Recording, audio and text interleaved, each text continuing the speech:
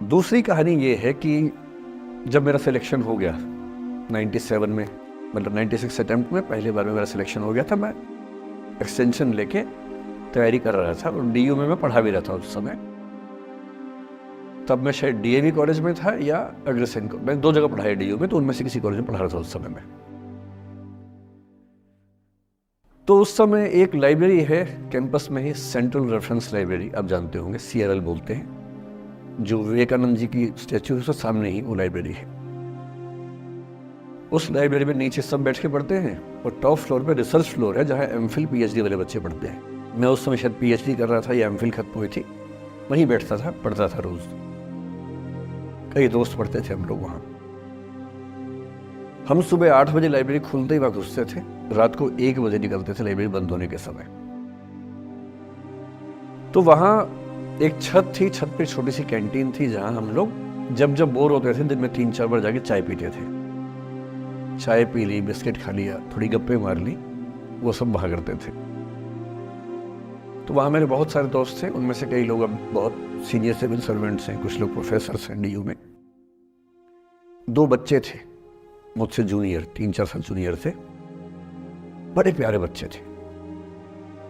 मुझे उस समय तक पढ़ाई लिखाई का शौक अच्छा खासा हो गया था, तो वो रोज मेरे साथ बैठते थे केवल बात करने के लिए। किसी मुद्दे पर बहस करनी है तो बहस होती थी, समझते थे।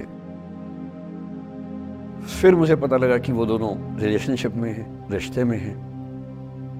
दोनों ने शादी भी कर ली। उनकी योजना डीयू में पढ़ाने की थी या सिविल सर्विस की भी थी, शायद, पता नहीं। मेरा इंटरेक्शन बहुत ज़्यादा उसके बाद रहा नहीं उनसे, क्योंकि मैं सर्विस में चला गया था।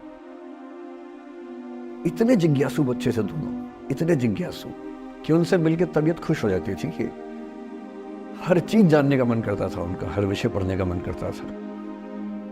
एकदम जीवन से भरे हुए बच्चे, आंखों में चमक ऐसे। फिर दोनों की शादी हुई तो मैं शादी में जा नहीं पाया, क्योंकि मेरा रिश्ता सिर्फ लाइब्रेरी में 1 घंटा गप मारने वाला था, उससे ज्यादा था नहीं रिश्ता उनके साथ। फिर सुनता रहता था कि मैं सब बढ़िया चल रहे हैं, पढ़ाई कर रहे हैं, तैयारी कर रहे हैं। इंटरकास्ट मैरिज की उन लोगों ने, खूब हंगामा हुआ, दोनों घर में तलवारें खींच गई, किसी तरह से तलवारें संभाली गई, मैनेज हुआ, दोनों साथ रहने लगे। और फिर 3-4 साल के बाद एक दिन मैंने खबर सुनी कि उस बच्ची ने फंदा लगा के जीवन लीला समाप्त कर ली। ये बात भी दिल्ली विश्वविद्यालय की ही, उस दौर के सब लोग इस कहानी को जानते हैं। मेरे ख्याल से दोनों कहानी आपकी प्रिंसिपल मैडम जानती होंगी, नहीं ध्यान कर पाएंगे तो मैं उनको जैसे नाम बोलूंगा अकेले में तो तुरंत समझ जाएंगे मैं किसकी बात कर रहा हूं।